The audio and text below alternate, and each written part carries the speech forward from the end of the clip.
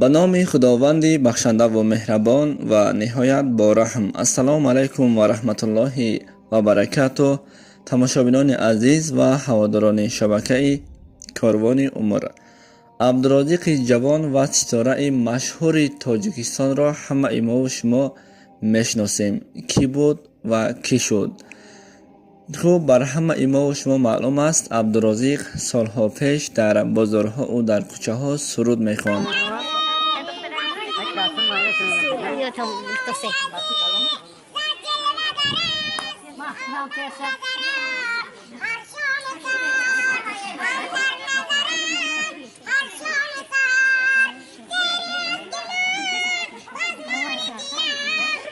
و با همین طریق پول کار میکرد.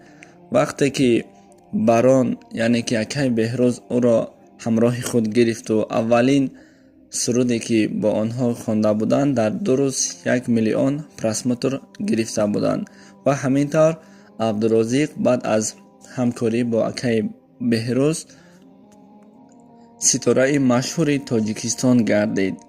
و بر همه ما و شما معلوم است که پس از ستاره شدن عبدالرازق بعضی ملاها برآمد و بعضی بلاگران نسبت همین عبدالرازق پروتش برآمدند.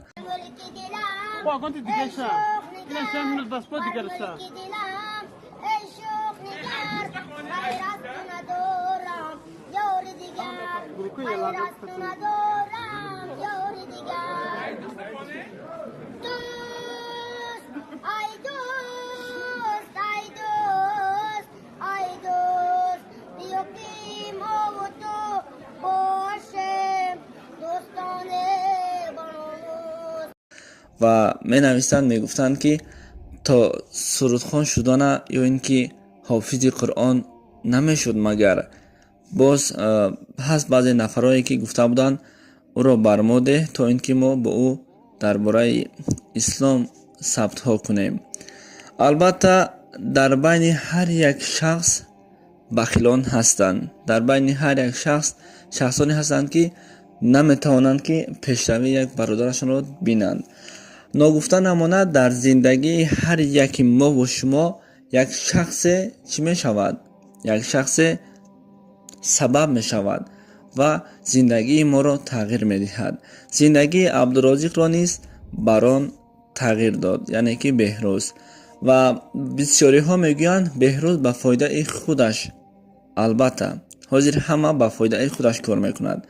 بهروز به مقصد آنه که با او همکاری کرد کی میدونست؟ غیر از خدا هیچ کس نمیدونست که حتی شبکه های اجتماعی بهروز را با طریق عبدالرازق پیش بردن، یعنی که پول کار کردن، این کردن آن کردن.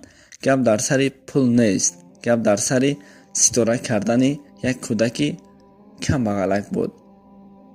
همان شخصانی که پس از ستاره شدن پیش در کجا بودند؟ وقتی که باران این کار کرد دیگر همه چونین از پس چونین کارها شدند. برای همین بدخواهی کس هیچ به مقصد نرسد. هر کس که بد رفتار کرد به ما بدی خود برسد. برای همین به هیچ کس بدی نکنیم و گذاریم خداوند بر هر یک اینها مال و ملک را زیاده دهند و آن شخصانی که فقط از دور حقارت میکنند آنها از بخیلی و از کینه‌گری چنین کارها میکنند. خداوند با اکای بهروزم به عبدالرازقم فیض و برکتشان را زیاده کند و همیشه در راه حق بودن را هم نصیب می‌گرداند. خدا نگهبان.